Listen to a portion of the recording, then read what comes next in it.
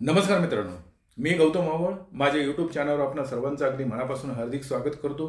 मित्रांनो, आजचं आपलं कॅप्शन आहे, पुणे तेथे काय उणे. आता तुमच्या मनामध्ये नेमका प्रश्न निर्माण झालाच असेल की पुणे तेथे काय उणे म्हणजे नेमकं काय. तर मित्रांनो, साधं सरळ आहे. महाराष्ट्रामध्ये एक पुणे शहर आहे, पुणे जिल्हा आहे आणि ह्या पुणे शहराची किंवा पुणे जिल्ह्याची ओळख जगामध्ये कोणती जी काही गोष्ट मिळते ती पुण्यामध्येही मिळते. म्हणजे काहीही असेल तरी एकही गोष्ट अशी नाही की ती पुण्यामध्ये मिळणार नाहीये. आणि म्हणून पुणे जिल्ह्यामध्ये किंवा या पुणे शहरामध्ये सर्व गोष्टी, जगातल्या सर्व ज्या गोष्टी मिळत असतील आणि कुठलीच कमतरता पडत नसेल एवढंच काय, पण पुणे शहराची जशी सांस्कृतिक ओळख आहे, शैक्षणिक ओळख आहे, तशीच पुणे शहराची पराक्रमाशी सुद्धा ओळख आहे. आणि आपल्या पुणे शहराची ओळख जर म्हटलं तर शनिवार वाडा आहे.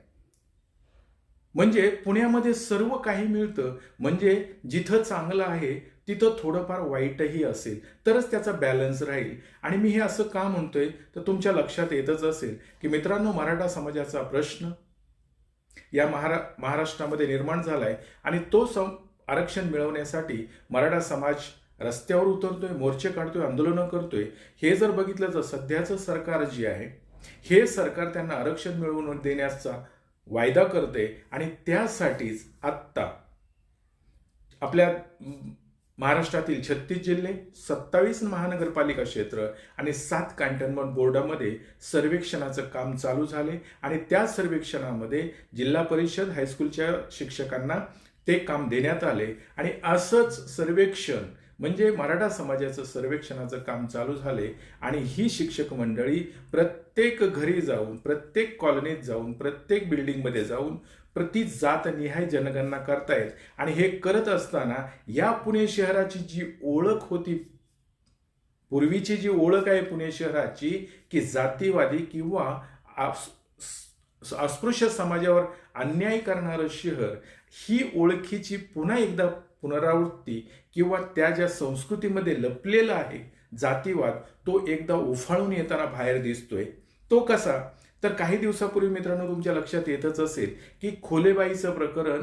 ही खोलेबाई, त्यांच्या घरामध्ये मराठा समाजाच्या बाईने स्वयंपाकाचं काम केलं, पण तिच्यावर कंप्लेंट करायचा प्रयत्न केला की ही माझ्याकडे खोटं बोलून माझ्या घरामध्ये स्वयंपाक म्हणून राहिली. आता हे जर बघितलं तर तिला तेच, म्हणजे ती जी खोलेबाई आहे ही ब्राह्मण, चित्पावन ब्राह्मण आहे आणि तिला स्वयंपाकासाठी ब्राह्मण समाजातीलच व्यक्ती पाहिजे होती, पण हिनी ते लपवून तिची गरज असेल म्हणून ते स्वयंपाकाचं काम केलं. तिच्या दृष्टीने ही मराठा समाजाची बाई सुद्धा शूद्र होती.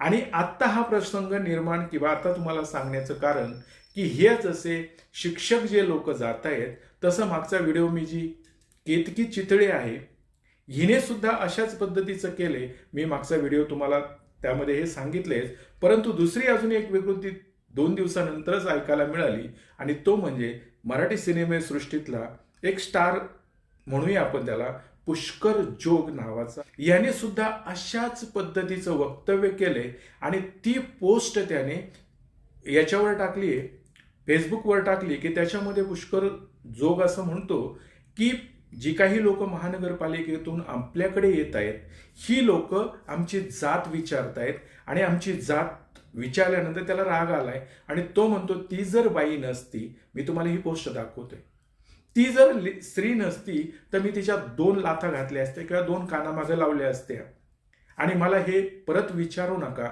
नाहीतर जोग बोलणार आणि सरळ कानाखाली मारणार. त्यांनी ही पोस्ट व्हायरल केली आणि त्याला हॅशटॅग देऊन ती मोठ्या प्रमाणामध्ये व्हायरल झाली. हे जर बघितलं तर मित्रांनो लक्षात असं येतं की ते जे कर्मचारी आहेत ते शासनाने त्यांना कामाला लावलंय आणि शासनाचं काम असल्यामुळं ते घरोघरी जाणार, मग तो कोणीही असेल. शासनापेक्षा किंवा कायद्यापेक्षा कोणी मोठा नाहीच आहे, आपल्याला माहीतच आहे.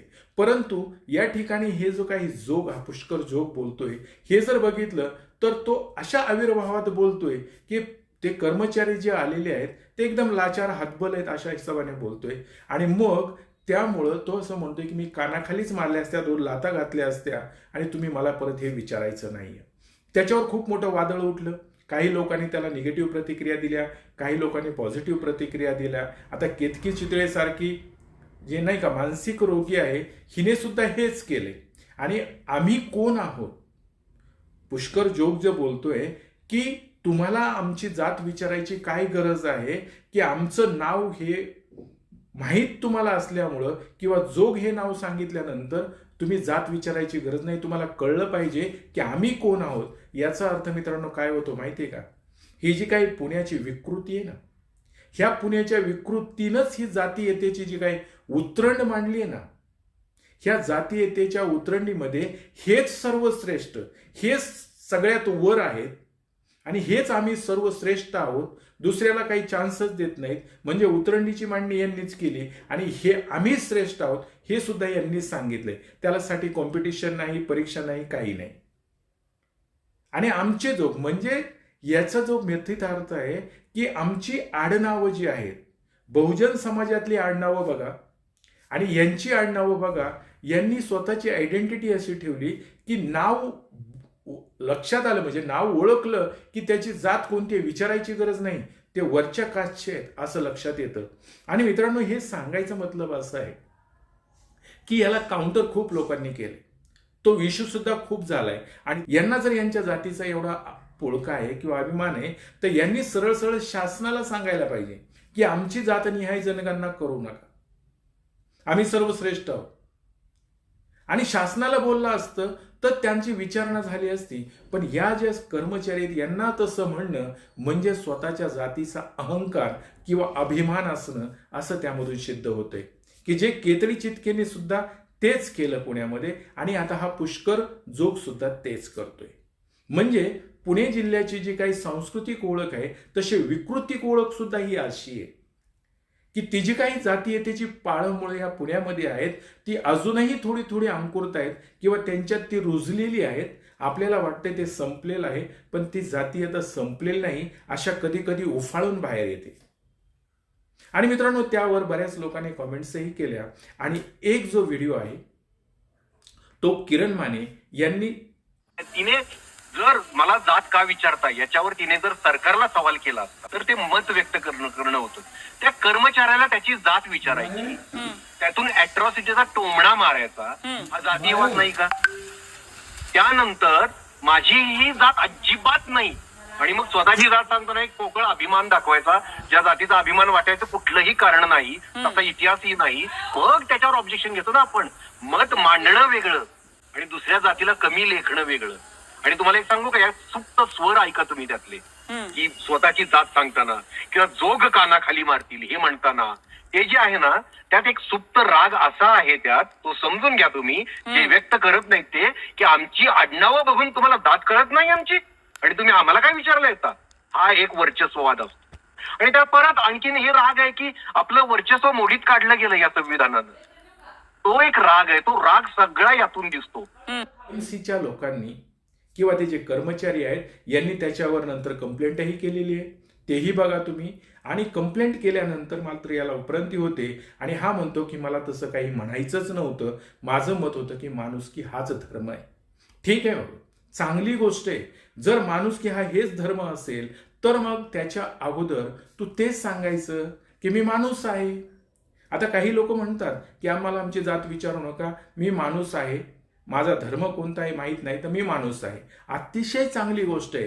पण ते कर्मचारी आल्यानंतर हे सांगणं गरजेचं होतं. कंप्लेंट झाल्यानंतर ते सांगणं म्हणजे सारवासारव करणं किंवा आपल्या चुकीवर पांघरून घालणं असं दिसतंय. आणि मित्रांनो एवढंच काय, पण तिकडे केतकी चितळीने सुद्धा तेच केलंय. आणि या पुण्याची संस्कृती ती आहे, जातीयता किंवा जी अस्पृश्यता जी किंवा अस्पृश्यावर जो अन्याय झाला तो पुण्यातूनच झालाय. आणि तो शनिवार वाडा जो आहे तो त्याचं प्रतीक आहे. म्हणून तर मी हा फोटो इथे पुढे दाखवलाय तुम्हाला स्क्रीनला की शनिवार वाडा पुण्याची ओळख, जातीयतेचं मूळ पुण्यातून आहे. जसं सांस्कृतिक आहे तसं विकृतिक सुद्धा आहे ते. आणि हे या ठिकाणी सर्वात महत्वाचं कारण म्हणजे काय की आम्ही श्रेष्ठ आहोत, आमची जात श्रेष्ठ आहे, आम्ही सगळ्यात वर आहे, आम्हाला विचारायची गरज नाहीये आणि आमच्या नावावरून कळलं पाहिजे आम्ही कोण आहोत. म्हणजे हा जातीचा अहंकार आहे. आणि हे काय केलंय यांनी, नेमकं असं कोणत्या लढाया लढलेत किंवा काय केलंय देशासाठी यांनी की एवढा यांना जातीचा अभिमान आहे. आणि हे जर यांच्या मते आज जे आपण पाहतोय ना की सर्व लोक समान आहेत, सर्व जाती धर्म, आपण तर म्हणतो की जात ही संपवली पाहिजे, जात राहिलीच नाही पाहिजे, आणि माणुसकी जो पुष्कर म्हणतोय ना की माणुसकी हाच धर्म आहे, तर मित्रा हे जर झालं तर खूप चांगली गोष्ट आहे. त्यासाठी पुढाकार घ्यायला या, पण एखाद्या गोष्टीला तुम्ही टोकून ते अंगावर आल्यानंतर त्याची सावराव केल्यानंतर अशी उपरांती म्हणजे डुप्लिकेटपणा आहे हा तुमचा. तुमच्या मनामध्ये ते सलतंय कुठंतरी, आणि हे का सलतंय तर संविधानाने सर्वांना समान अधिकार दिलाय, आणि संविधानाच्या अगोदर यांची जी काही मनुस्मृती होती ही जातीयतेची उतरण जी आहे ना त्या मनुस्मृतीमध्ये होती, आणि त्याच्यामुळं हे आम्ही श्रेष्ठ आहोत आणि दुसरे सर्व कनिष्ठ आहेत, हे यांच्यात जे रुजलंय हे अजून काही जात नाही असं दिसतंय. आणि ह्या पुणे शहरामध्ये अशा वारंवार गोष्टी घडत आहेत, आणि मला असं वाटतंय की याला तर रामराज्य म्हणत नाहीत ना, की जे काय आता रामराज्य, भारतीय जनता पार्टी रामराज्य म्हणतोय, तर हे तर नाही ना त्यातलं की एक श्रेष्ठ असला पाहिजे, दुसरा त्यामध्ये कनिष्ठ असला पाहिजे, आणि बाकी सगळे अस्पृश्य असले पाहिजे. म्हणजे जातीयतेची उतरण म्हणजे या पुण्याची ओळख यांना परत करायची आहे का, की जी ओळख पुसायचा प्रयत्न केला जातोय, पण ते मधीच असे ऍक्टर असतील, स्टार असतील, जे उफाळून आणतायत किंवा ते बोलतायत, जे म्हणजे मनामध्ये आहे खतखत ती बाहेर येते. हे असं जर बघितलं तर मग पुण्यामध्ये आपण ज्याला म्हणतो की काहीही तवून नाही, सगळं काही मिळतं, तसंच हे विकृती सुद्धा मिळतात. म्हणजे जिथे संस्कृती आहे तिथे विकृती सुद्धा आहे, आणि हेच यामधून दिसतंय. आजच्या या व्हिडिओला कॅप्शन दिलं होतं की पुणे तिथे काय उणे. मित्रांनो, आज एवढंच. हा व्हिडिओ जर तुम्हाला आवडला तर नक्की लाईक, शेअर, सबस्क्राईब करा. एवढं बोलतो, थांबतो. धन्यवाद.